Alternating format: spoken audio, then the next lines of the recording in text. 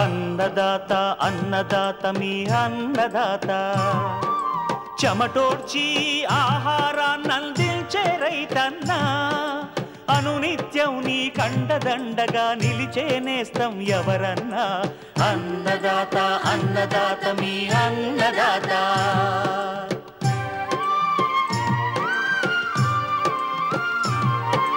నూతన రీతుల సాగుబడికి నూరింతలు పెరిగే దిగుబడికి సూచనలిచ్చే సస్య రక్షణకు పశు పోషణకి శాస్త్ర విజ్ఞానం అందించి ముందుకు నడిపే తెలుగు రైతు భారతదేశానికి మకుటం అయ్యేలా తీర్చిదిద్దే ఆశయంతో మిమ్ము మేలు కొలిపేది అన్నదాత అన్నదాత అన్నదాత మీ అన్నదాత అన్నదాత అన్నదాత మీ అన్నదాత. అన్నదాత ప్రేక్షకులకు నమస్కారం. ఈనాటి ముఖ్యాంశాలు: దానిమ్మలో పూత కాపు నియంత్రణ మెళకువలు, బంజరు భూములు అడవి జంతువుల బెడద ఉన్న భూముల్లో బేషుగ్గా ఉండే యూకలిప్టస్ సాగు, ఇంకా జై కిసాన్ వ్యవసాయ సమాచారం.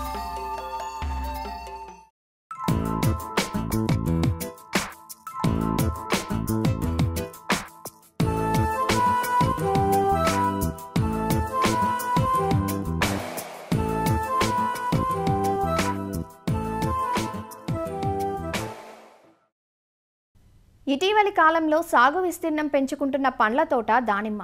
దానిమ్మ పండ్లలో రోగనిరోధక శక్తిని పెంచే యాంటీ ఆక్సిడెంట్లు పుష్కలంగా ఉన్నాయి. అంతేకాదు పలు రకాల ఔషధ పోషక విలువలు మెండుగా ఉన్న పండు ఇది. విఫణిలో దానిమ్మ ధరలు కూడా ఎక్కువగానే పలుకుతుంటాయి. సాధారణంగా దానిమ్మకు సంవత్సరం పొడవునా పూత పూసే గుణం ఉంటుంది. ఆ పూతను నియంత్రించకపోతే కాయలు పరిమాణం పెరగక ధర దక్కదు. అదే డిమాండ్ ఉండే సమయానికి పంట కోతకొచ్చేలా పూత నియంత్రణ కనుక చేసుకున్నట్లయితే లాభాలు బాగుంటాయి. పూత నియంత్రణను బాహార్ విధానంగా చెబుతారు. ఈ విధానంలో సీజన్ బట్టి పంటను తీసుకోవడానికి గాను ప్రత్యేక యాజమాన్యం చేపట్టాల్సి ఉంటుంది. ఫలితంగా కాయ దిగుబడిని నాణ్యతను పెంపొందించవచ్చు. దానిమ్మలో పూత కాపు నియంత్రణ ఎలా చేపట్టాలో ఈనాటి కార్యక్రమంలో చూద్దాం.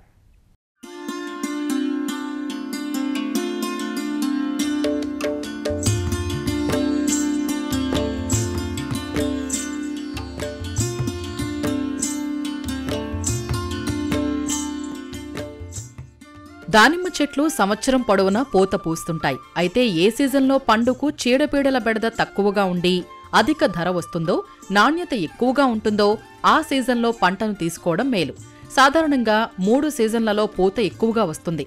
జనవరి, ఫిబ్రవరి మాసాల్లో వచ్చే పూత నుంచి వచ్చే పంటను అంబే బహార్ అని, జూన్, జులై మాసాల్లో వచ్చే పూత నుంచి వచ్చే పంటను మురుగు బహార్ అని, సెప్టెంబర్, అక్టోబర్ మాసాల్లో వచ్చే పూత నుంచి వచ్చే పంటను హస్త బహార్ అని అంటారు. జనవరి, ఫిబ్రవరిలో వచ్చే అంబే బహార్ పూత కోసం నవంబర్ మాసంలో నీటి తడులు ఆపేయాలి. తర్వాత డిసెంబర్లో ఎరువులు వేసి నీరు పెట్టాలి. ఈ తోటల్లో జులై, ఆగస్టు మాసాల్లో పండ్లు కోతకొస్తాయి.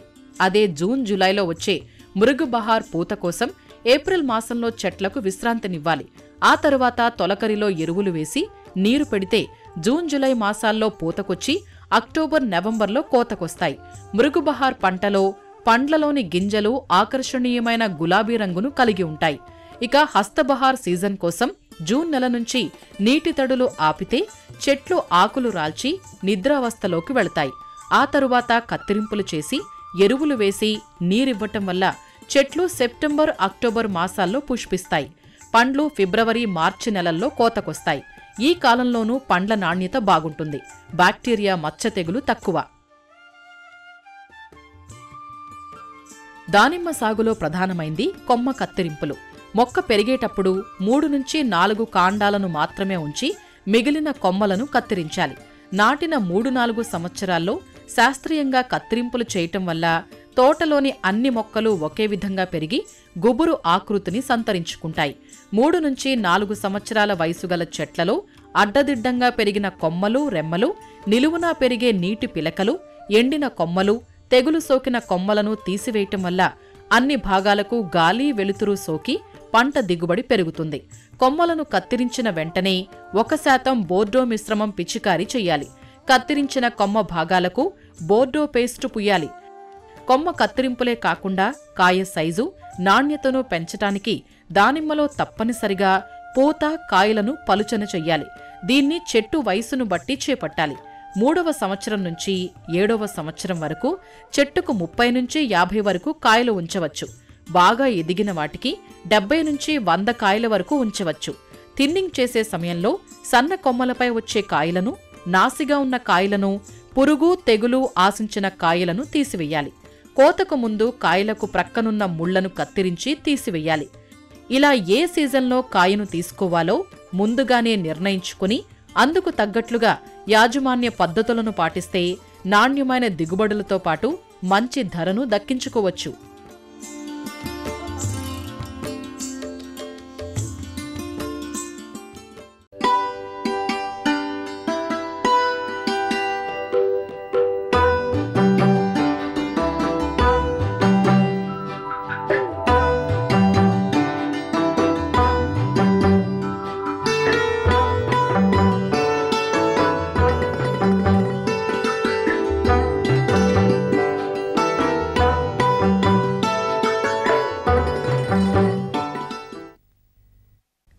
పేపర్ మిల్స్కు అవసరమైన ముడి సరుకునిచ్చే కలప పంట యూకలిప్టస్.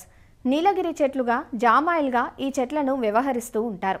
తెలుగు రాష్ట్రాల్లో ప్రధానంగా భద్రాచలం, ఖమ్మం, విశాఖపట్నం, విజయనగరం జిల్లాల్లో యూకలిప్టస్ తోటలు సాగులో ఉన్నాయి.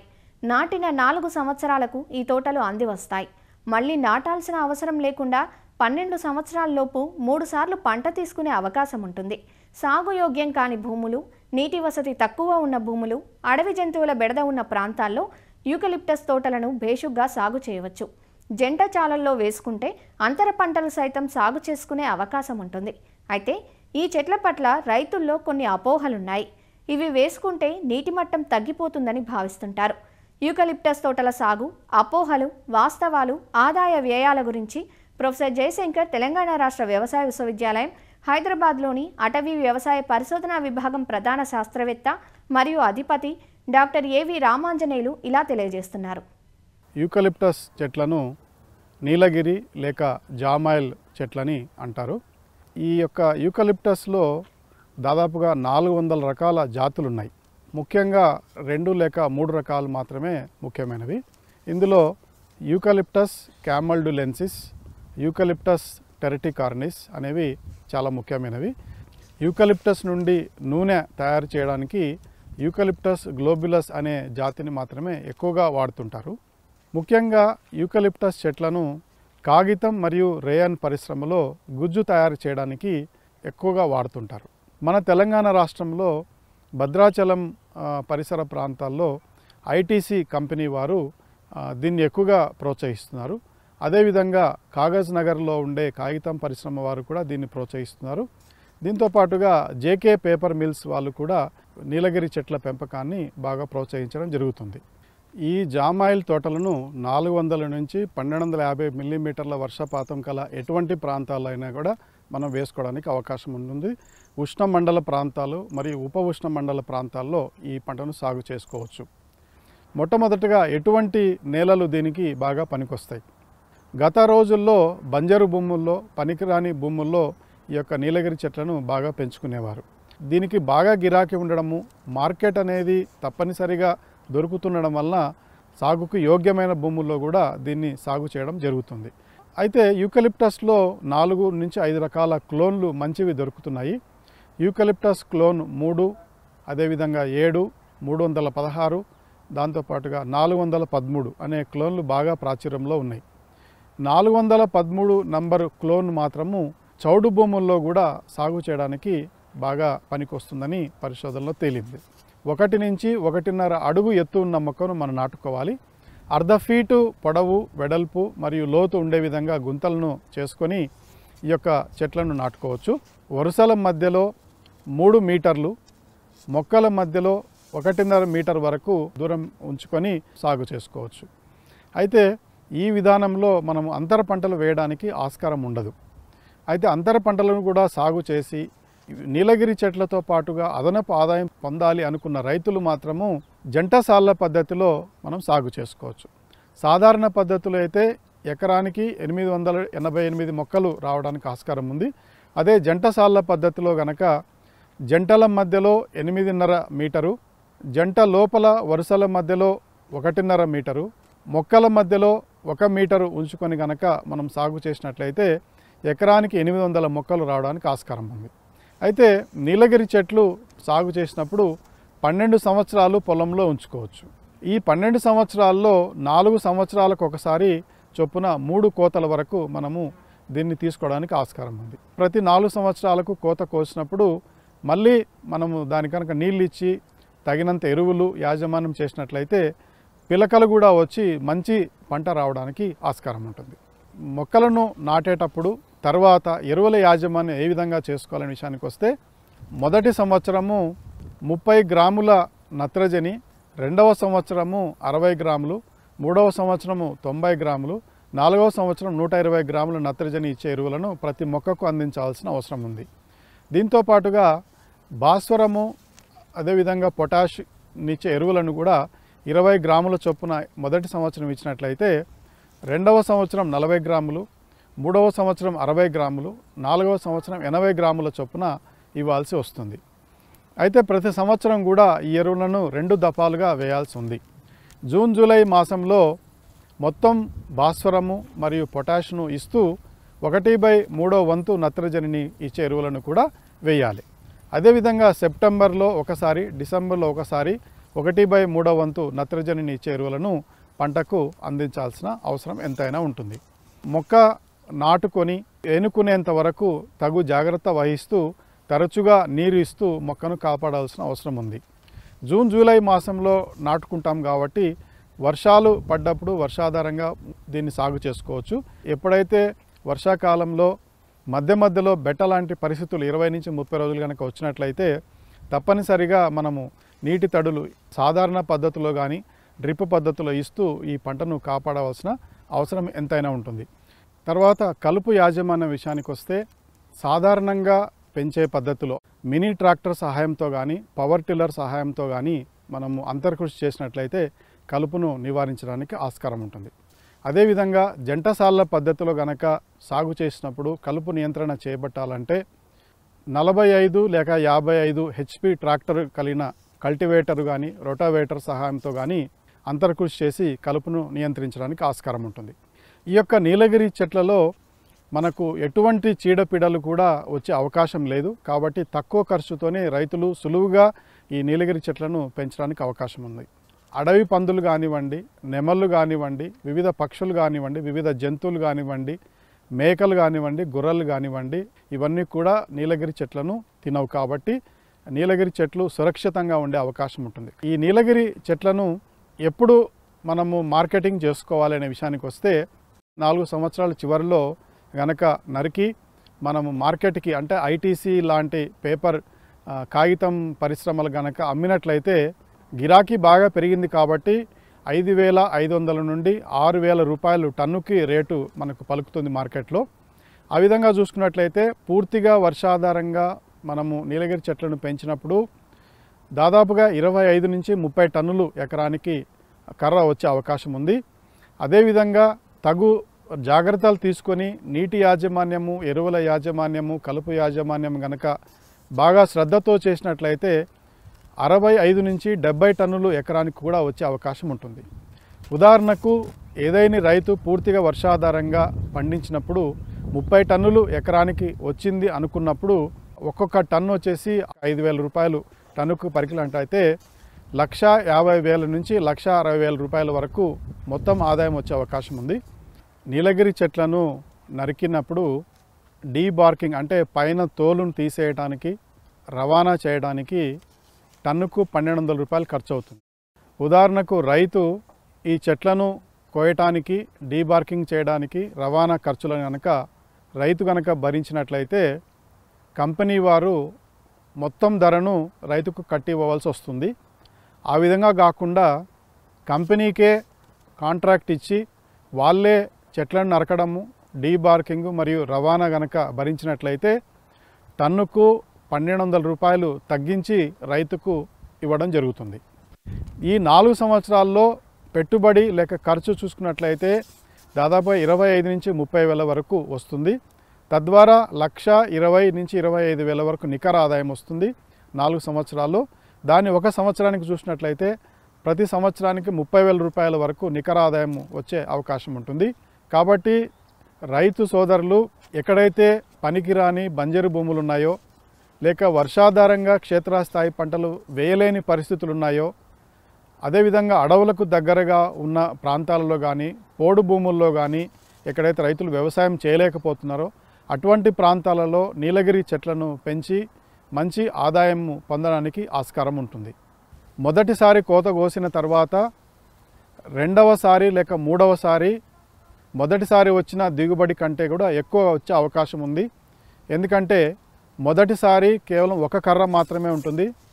అలా కాకుండా రెండవసారి మూడవసారి మాత్రం 2 లేక 3 పిలకలు రావడం వలన ఒక 5 నుంచి 6 టన్నులు మొదటిసారి కంటే ఎక్కువ దిగుబడి వచ్చే అవకాశం ఉంది. గతంలో విత్తనం ద్వారా మొక్కలు పెంచే విధానంలో నీలగిరి చెట్ల వేరు అనేది 3.5 నుంచి 4 మీటర్ల లోతు వరకు భూమిలోకి పోయేది. అలాంటి సందర్భంలో ఎక్కువ భూగర్భ జలాలను నీలగిరి చెట్లు తోడేసేటివి. ఇవన్నీ అనివార్యాలను అధిగమించడానికి ఈ మధ్య కాలంలో మనకు క్లోనల్ రకాలు విడుదలయ్యి ప్రాచుర్యంలోకి వచ్చాయి. ఈ క్లోనల్ రకాలు అనేటివి వీటి యొక్క వేరు వ్యవస్థ 1.5 నుంచి 2 మీటర్ల లోతు వరకు మాత్రమే వెళ్ళడం వల్ల ఇంతకు మునుపుగా కాకుండా భూగర్భ జలాలు అనేవి ఎక్కువగా తోడే అవకాశం లేదు. కాబట్టి రైతులు నిస్సందేహంగా నీరు ఎక్కువగా ఉన్న ప్రాంతాలలో అయినా లేక వర్షాధారంగా అయినా సరే ఈ నీలగిరి చెట్లను పెంచుకోవడానికి అవకాశం ఉంటుంది.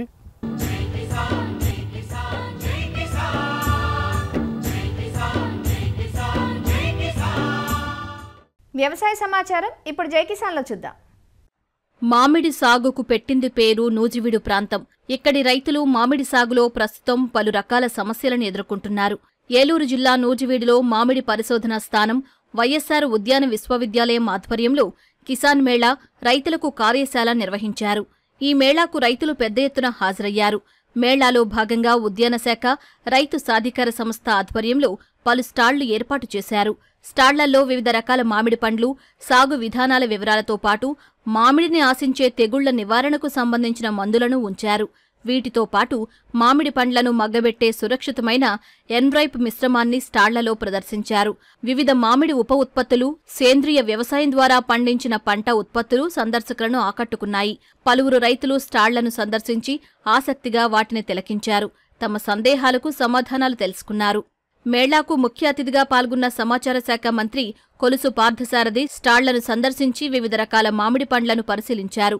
మామిడి రకాల్లో ప్రపంచంలోనే అత్యంత ఖరీదైన రకమైన మియాజాకి మామిడి పండ్లను మంత్రి ఆసక్తిగా తిలకించి దాని వివరాలు తెలుసుకున్నారు. ప్రస్తుతం నూజివీడు మామిడి సంక్షోభం ఎదుర్కొంటున్న నేపథ్యంలో శాస్త్ర పరిశోధనలు రైతులకు చేరువ చేసినప్పుడే ఆ ప్రయోగాలకు సార్థకత చేకూరుతుందన్నారు. జనవరి మాసంలో రోడ్లమ్మటి వెళ్తుంటే చెట్లు నిండా ఆ పువ్వే మామిడిపోతే ఉంది. నేను అనుకున్నాను అసలు చెట్లు మొయ్యగలుగుతాయా, ఇన్ని కాయలు కాస్తాయి అని చెప్పేసి. ఇప్పుడు చూస్తే అక్కడక్కడ ఒక్కో చెట్టుకి కాయ ఉంది తప్పితే కాయలు ఎక్కడ కూడా కనబడతలేదు.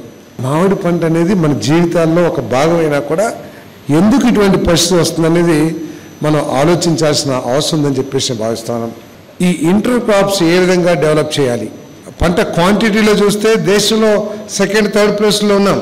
కానీ మన మామిడికాయని ఎక్స్పోర్ట్ చేస్తానికి పనికిరాని పరిస్థితి ఉంది.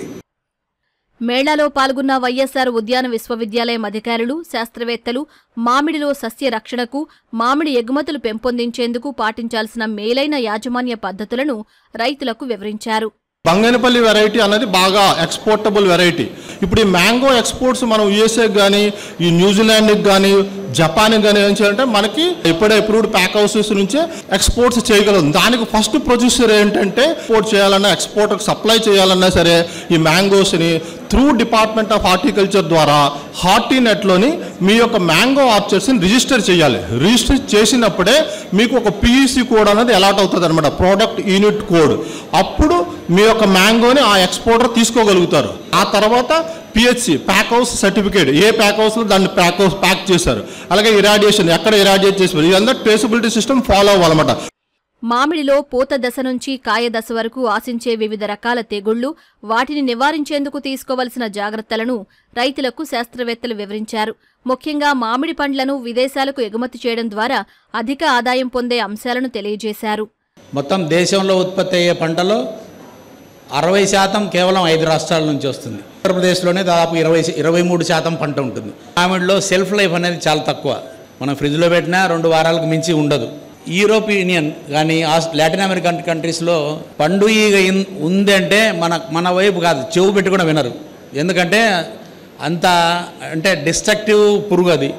నూజివీడు అంటే మామిడి అంటేనంటే నూజివీడు రసాలు, వీటికి చాలా ఎక్స్పోర్ట్ ఆపర్చునిటీస్ ఉన్నాయి. కాకపోతే వీటికి కావాల్సినది ఏంటంటే కావాల్సిన స్టాండర్డ్స్ అని కొన్ని ఉంటాయి. అంటే పెస్టిసైడ్స్ తక్కువగా ఉండడం కానీ, పెస్ట్స్ డ్యామేజెస్ కానీ అలాంటివి ఉండకుండా యూనిఫామ్గా కలర్ రావడం కానీ ఇలాంటివంటి ఉంటాయి. న్యాచురల్ పద్ధతిలో రైపనింగ్ అయ్యేటువంటి మెథడ్స్ యూజ్ చేయడం కానీ ఇలాంటివన్నీ చాలా ఇంపార్టెంట్వి.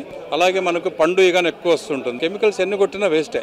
ల్యూర్స్ అనేటివి అంటే లింగాకర్షక బుట్టలు అంటారు, అవి పెట్టినట్లయితే ఆ మగ పురుగులన్నీ దాంట్లో అట్రాక్ట్ అవుతాయి. సో మగవన్నీ పోయినప్పుడు ఏంటంటే మళ్ళీ అవి అభివృద్ధి చెందేది అనేది ఉండదు. మామిడిలో ఎగుమతులను పెంచాలి, నాణ్యమైన ఉత్పత్తిని పెంపొందించాలి అనే దాని మీద ఈ రైతులకి ఉపయోగపడేటట్లుగా ఈ కార్యక్రమాన్ని మేము నిర్వహించాము. దఫదఫాలుగా ఈ పూత రావటము, దాంతోపాటు రసం పీల్చే పురుగులు కూడా మళ్ళీ వారంకి 10 రోజులకే రిపీట్ అవుతుందో రైతులు కూడాను ఏం చేయాలో తెలియని స్థితిలో ఎన్నో రకాల మందులని కొట్టుతూ ఉన్నారు. ఎక్కువ కెమికల్స్కి వెళ్లకుండా, ఎక్కువ మోతాదులు వెళ్లకుండా సహజమైన పద్ధతులను కూడా కొన్ని అందుబాటులోకి తీసుకొని చేసుకోవటం వల్ల మన తోటల్ని శుభ్రంగా ఉంచుకోవటంలోనూ మనం చాలా వరకు ఈ తామర పురుగుల్ని, రసం పీల్చే పురుగుల్ని నివారించుకోవచ్చును. ఈ సీజన్లో మనం దెబ్బతిన్నాము అంటే మనం అధైర్యపడకుండా నెక్స్ట్ ఇయర్ అయినా సరే ఇప్పుడు మేము చెప్తున్న ఈ పద్ధతులను పాటించి మనం వచ్చే సంవత్సరం అయినా కూడాను మంచి దిగుబడిని పొందడానికి అవకాశం ఉంది. మామిడి పంటలో తెగుళ్లు అధికంగా ఉన్న నేపథ్యంలో ఇలాంటి కార్యక్రమాలు తరచూ నిర్వహించి అవగాహన కార్యక్రమాలు చేపడితే రైతులకు మేలు జరుగుతుందని రైతులు అభిప్రాయపడ్డారు.